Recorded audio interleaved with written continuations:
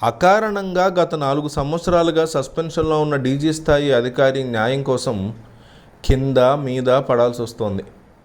High court, supreme court, cat ఇట్లా అన్నీ చెప్పినా ఆయనకి న్యాయం జరగట్లేదు. తిరిగి మళ్ళీ వ్యవస్థల్లో అది ఆగిపోతుంది. పిన్నెల్లి ముందస్తు బెయిల్ పిటిషన్ దాఖలు చేసిన రోజునే హైకోర్టులో విచారణ జరిగింది. ముందస్తు బెయిల్ వచ్చింది.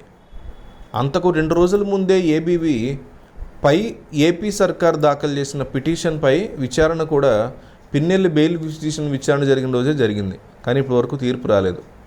క్యాట్ తీర్పులో సుప్రీంకోర్టు ఆదేశాల ఉల్లంఘన స్పష్టంగా ఉన్నప్పటికీ ప్రభుత్వం ఏమాత్రం పట్టించుకోకుండా పిటిషన్కి సంబంధించినటువంటి అంశాల మీద పిటిషన్ వేసింది. అయితే దీనికి తగ్గట్లుగానే పరిస్థితులు నడుస్తున్నాయి. ఇప్పుడు హైకోర్టులో క్యాట్ తీర్పు అమలు చేయాల్సిందేనని తీర్పు ఇచ్చినటువంటి ప్రభుత్వం పోస్టింగ్ ఇవ్వదు. ఎందుకంటే 4 రోజులే సమయం ఉంది. ఈలోపు సుప్రీంకోర్టులో అపీల్ చేసామని ఊరుకోవచ్చు. ఎలా చూసినా ఏబీవీకి దారుణమైనటువంటి అన్యాయం చేస్తున్నారు, చేశారు కూడా. ఏ ఒక్క వ్యవస్థ కూడా దీన్ని అడ్డుకోలేకపోయింది. ప్రభుత్వాలు సివిల్ సర్వీసెస్ అధికారులని ఇంత ఈజీగా టార్గెట్ చేసుకోవచ్చో ఏబీవీ దుస్థితి చూస్తే అర్థమైపోతుంది. ఈయనేమీ చిన్న అధికారి కాదు, డీజీ స్థాయి అధికారి. సర్వీస్లో ఇంతవరకు రిమార్క్స్ లేవు.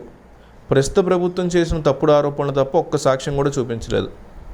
వచ్చే ప్రభుత్వాలు సివిల్ సర్వీసెస్ అధికారులను ఎంత సులువుగా వేధించవచ్చు అనేది ఇది కేస్ స్టడీగా ఉంటుంది. ఇలాంటి పరిస్థితుల్లో వాళ్లే సృష్టించుకున్నారు. ముందు ఎంతమంది సివిల్ సర్వీసెస్ అధికారులు ఏబీవీ తరహాలో వేధింపులకి గురవుతారు అనేది చూడాల్సి ఉంటుంది. ఏబీవీ విషయంలో మీరు ఏమనుకుంటున్నారు? ఏపీ ప్రజానీకంగా మీకున్నటువంటి అభిప్రాయం ఏంటి? ఏబీవీ విషయంలో న్యాయం జరిగిందా, అన్యాయం జరిగిందా? ఆయన తప్పు చేశారా? నిజంగానే ఆయన ఏవైనా జగన్మోహన్ రెడ్డికి ముందు ఉన్నటువంటి చంద్రబాబు నాయుడు హయాంలో తప్పులు చేశారా? మీకేమనిపిస్తుంది అనేది కంపల్సరీ కామెంట్ చేయండి.